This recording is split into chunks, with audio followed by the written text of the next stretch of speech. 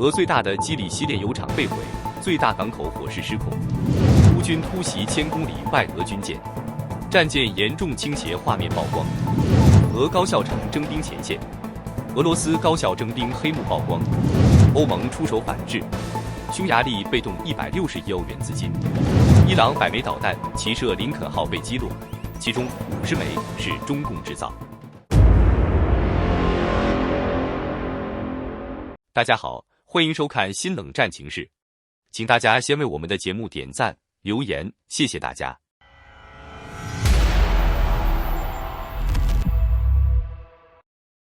3月26日，俄乌战争进入第1492天，整体战局在多个方向持续发酵。其中最引人关注的是乌克兰对俄罗斯能源体系展开的一轮高强度、系统性的打击行动。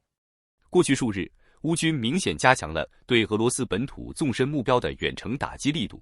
尤其是针对能源基础设施的精准摧毁，呈现出节奏更密、范围更广、强度更高的特点。在最新一轮夜间行动中，打击重点集中在俄罗斯列宁格勒州的基里希地区。据开源情报防御者披露，当地时间3月26日夜间，乌克兰发动新一波密集空袭，无人机编队直指基里希市周边工业区。从前线流出的视频画面来看，多架无人机成功突破防空拦截，对目标区域实施了精确打击。其中受冲击最严重的就是当地规模庞大的基里希炼油厂。画面显示，袭击发生后，工厂区域迅速陷入火海，刺眼的红色火光照亮夜空，连续不断的爆炸声此起彼伏，从深夜一直延续至凌晨，显示出此次打击不仅命中率高，而且破坏程度相当严重。多点爆炸叠加燃烧，使整个工业区几乎处于失控状态。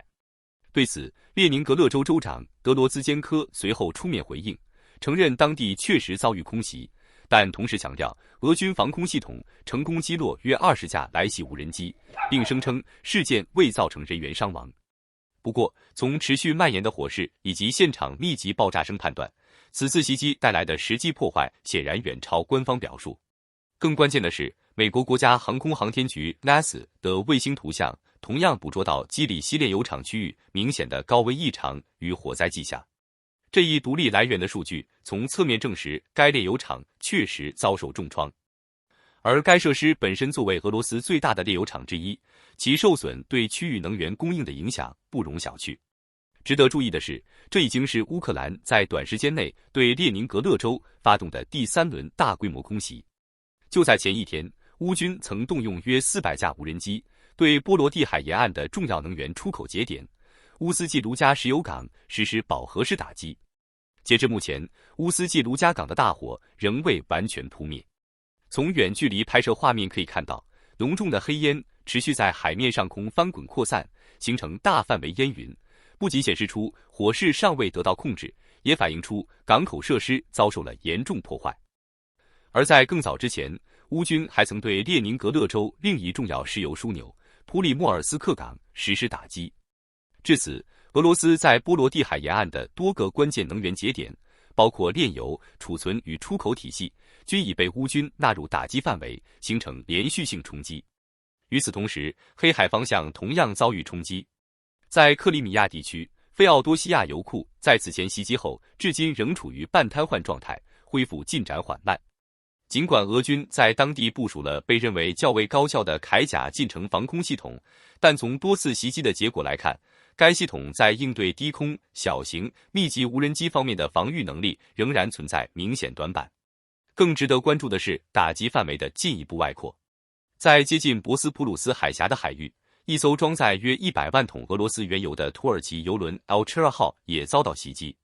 虽然具体细节尚未完全公开，但外界普遍推测，这类远距离海上打击极有可能仍由乌克兰无人机实施。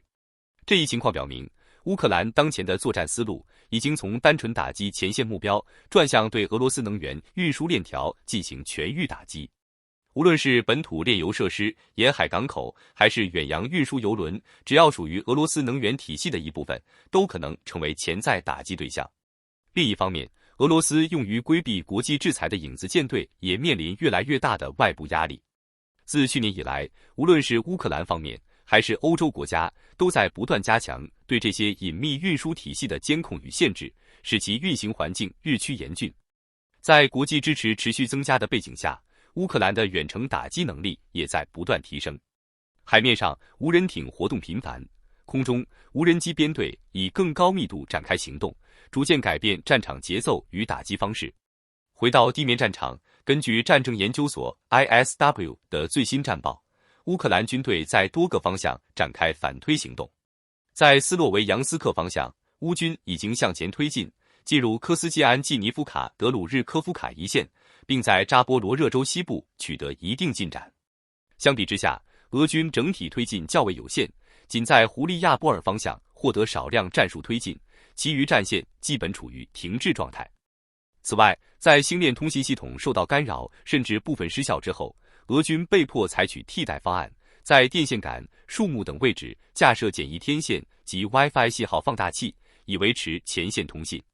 然而，这些临时设施很快被乌军无人机侦察锁定，并遭到有针对性的打击，使俄军通信能力进一步受到压制。来自前线乌军士兵的反馈还揭示出一种特殊战术现象，即便在通信受限的情况下，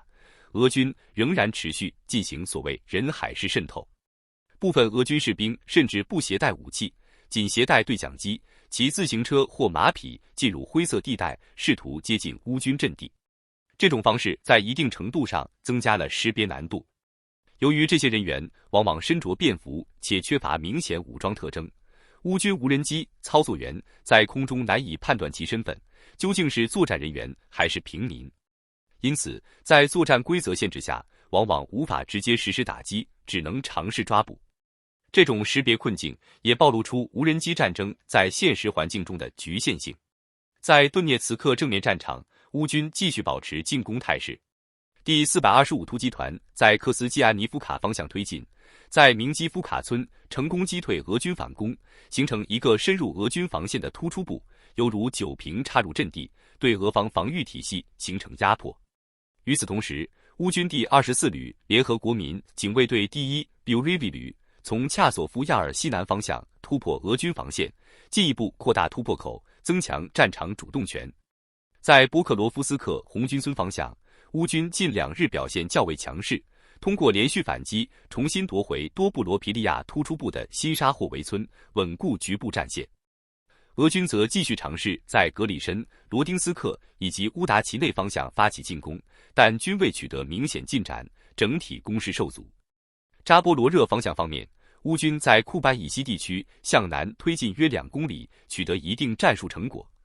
而胡利亚博尔战场上的俄军则通过反攻，略微拓展了城市西部的防御阵地。总体来看，尽管各条战线仍存在局部攻防变化，但过去1天并未出现决定性突破。真正值得关注的变化仍然集中在乌克兰对俄罗斯后方能源体系的持续打击，这一战略方向正在逐步重塑战场的长期格局。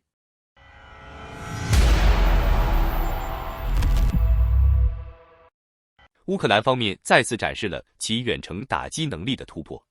乌克兰总参谋部在3月25日通报称，乌军成功对位于俄罗斯西北部波罗的海沿岸的维堡港发动了一次大规模夜间袭击行动，并击中一艘俄罗斯军用破冰船。这次行动具有标志性意义，这是乌克兰首次在波罗的海方向成功打击俄罗斯军舰，打击距离接近1000公里，刷新了其远程作战记录。维堡这座港口城市本身就带有浓厚的历史复杂性，它最早属于瑞典，在18世纪初的大北方战争之后，于1710年被俄罗斯帝国夺取。此后，这座城市又被划归芬兰。但在20世纪的苏芬战争中，芬兰战败，被迫将维堡割让给苏联。尽管在第2次世界大战期间，芬兰曾短暂收复该城，但战后又再次失去控制权。随着1991年苏联解体，维堡最终成为俄罗斯联邦的一部分，并沿用至今。据基辅独立报 TL Independent 援引乌克兰总参谋部消息称，此次被击中的目标是隶属于俄罗斯联邦安全局 FSB 的一艘巡逻破冰船暴风雪号 Proga。事发时，这艘舰艇正停泊在当地造船厂内，显然处于相对静态状态，这也可能增加了其遭受打击的风险。袭击发生后第2天一张在社交平台 Telegram 频道流传的照片引发关注。画面显示，这艘白色舰艇已经出现明显倾斜，侧靠在其他大型船只旁边，船体部分区域似乎已经进水下沉。不过，由于拍摄角度受限，外界暂时无法完全确认其受损程度，但从视觉效果来看，损伤不容忽视。根据乌克兰方面披露的信息，暴风雪号属于23550型破冰巡逻舰，是俄罗斯近年来重点发展的新型军用舰艇之一。该舰全长约114米，宽18米，标准排水量达到8600吨，不仅具备破冰能力，还兼具军事用途。其武器配置包括一门76.2毫米舰炮，以及可发射3M54口径巡航导弹的系统，使其具备一定的远程打击能力。俄罗斯海事媒体 Poloba 此前也曾介绍，这类舰艇外形设计较为新颖，兼顾极地环境作战需求与军事功能。自2017年开始建造，目前已完成4艘，单件造价约为180亿卢布，属于技术含量较高的装备。从更宏观的角度来看，这次袭击反映出乌克兰无人机技术的显著进步。过去，乌方虽多次发动无人机打击，但如此远距离、跨越上千公里并成功命中高价值海上目标的案例极为罕见。这说明乌克兰在自研长航程无人机方面已经取得实质性突破，其打击范围和精度均在持续提升。不过，俄罗斯方面则试图淡化此次袭击的影响。俄国防部表示，乌克兰当天对俄罗斯本土13个地区以及被占领的克里米亚发动了大规模无人机攻击，但俄防空系统共拦截击落了389架无人机，并称整体损失轻微。然而，地方官员的说法却略有不同。列宁格勒州州长亚历山大·德罗兹坚科 （Alexander Drostenko） 承认，袭击并非毫无影响。他透露，在维堡所在区域的市中心，一栋居民楼也遭到波及。这表明，无人机袭击已不仅仅局限于军事目标，对民用区域也产生了一定冲击。整体来看，这次行动不仅是一次单纯的战术打击，更具有象征意义。它标志着乌克兰已经能够将战火延伸至俄罗斯更深的战略腹地，同时也对俄方防空体系与后方安全提出了新的挑战。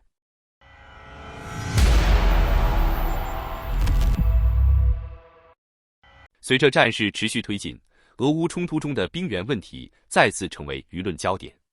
最新披露的信息显示，俄罗斯的高等教育体系正被逐步卷入征兵网路，一些大学甚至被形容为变相的征兵办公室。根据莫斯科时报在3月25日发布的一份独家调查报告，俄罗斯全国至少有201所高校被不同程度纳入征兵体系之中。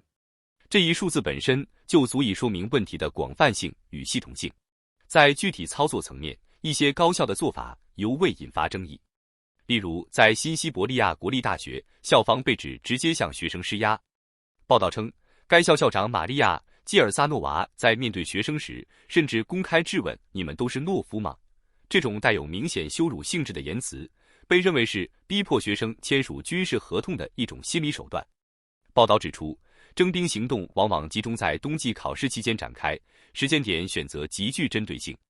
尤其是那些成绩不理想、面临学业压力的学生成为重点动员对象。在部分案例中，校方甚至以不签合同就退学作为威胁手段，使学生在学业与前途之间被迫做出选择。类似的情况并非个例，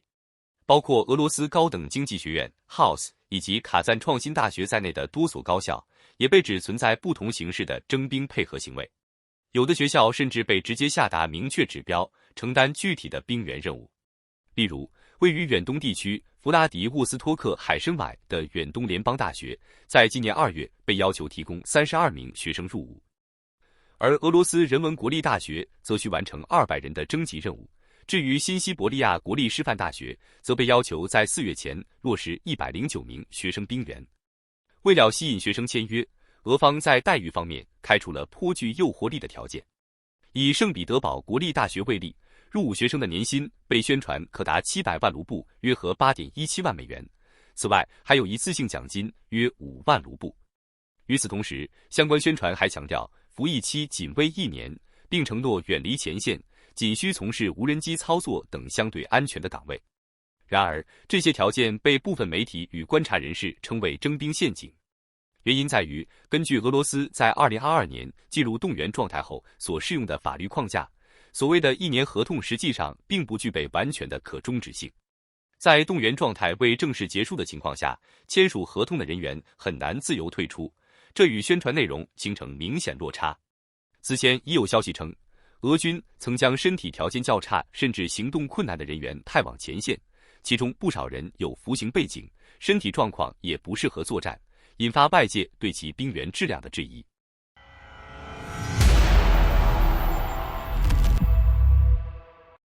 在匈牙利多次阻挠欧盟对乌克兰提供援助之后，布鲁塞尔方面终于开始采取更具实质性的反制措施。最新消息显示，欧盟已决定冻结向匈牙利提供的一笔高达160亿欧元的贷款，这一举动被视为对其政策立场的直接回应。据 Nexta 报道，由于匈牙利总理维克多·欧尔班持续阻止欧盟向乌克兰提供约900亿欧元的融资支持，欧盟内部的不满情绪不断累积，最终促使其首次对成员国采取类似制裁的行动。此次被冻结的资金与欧盟推动的 SAFE 安全计划密切相关。该计划旨在通过低息贷款的方式，帮助成员国提升国防能力，以应对来自莫斯科方面的安全压力。从性质上看，这些资金不仅是经济支持，更是欧洲整体防务战略的重要组成部分。在此前的审批过程中，包括捷克和法国在内的多个国家已经顺利获得该计划的支持。在总计19个申请国中，唯独匈牙利被单独卡住，这一差别待遇本身就释放出强烈的政治信号。欧盟内部一位高级官员直言不讳地表示，只要欧尔班政府继续阻碍对乌克兰这一正在与俄罗斯作战国家的援助，匈牙利就很难再获得来自欧洲的财政资源。这种资金绑定政策的方式被认为比传统的外交批评或政治声明更具实际效果，尤其对于长期依赖欧盟资金的匈牙利来说，影响尤为明显。与此同时，围绕匈牙利国内政治局势的争议也在不断发酵。随着大选临近，有关欧尔班政府的负面消息频频曝光。此前甚至有报道称，其政府被指向俄罗斯方面输送敏感信息。受此影响，欧盟已开始收紧对匈牙利的情报共享，并调整内部会议机制，将部分涉及俄乌战争的讨论改为小范围进行，以降低信息外泄风险。更早之前，匈牙利国内还爆发过大规模抗议活动。与此同时，有传言称俄罗斯方面曾向布达佩斯派遣特工，试图在选举中为欧尔班提供支持。甚至有未经证实的说法称，俄方可能通过制造伪刺杀等极端手段来影响选情。尽管这些说法遭到莫斯科与匈牙利政府的坚决否认，但外界的质疑并未因此消散。从民调数据来看，欧尔班当前面临的压力也在上升。据称，其支持率已落后反对派领导人彼得·马扎尔约20个百分点，这为即将到来的选举增添了更多不确定性。综合来看，匈牙利与欧盟之间的分歧已经从政策层面延伸到资金、情报乃至政治信任等多个维度。可以预见的是，在4月12日大选到来之前，围绕欧尔班政府的争议还将持续发酵。而一旦选举结果出现变化，不仅欧尔班本人可能面临更大的政治与法律压力，匈牙利整体的外交路线也可能随之发生重大转向，进而影响整个欧洲在俄乌问题上的统一立场。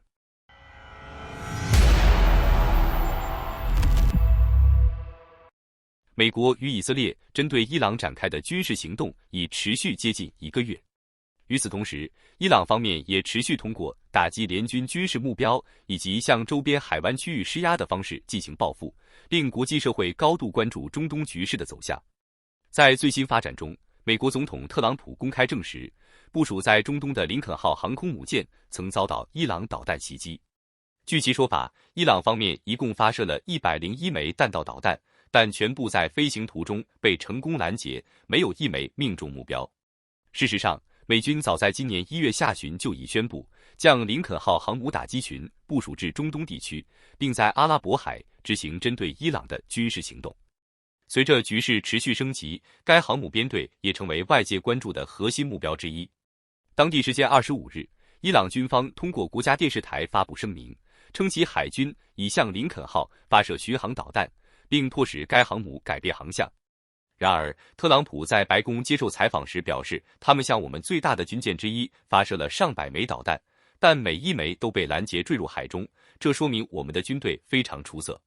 针对伊朗此次大规模导弹打击行动的结果，推主陶喵先生分析指出，此次伊朗打击行动的失败，不仅仅象征着美军拥有极强的防御力，也是美军部队一次对外的技术展示，是美军拥有领先技术优势的证明。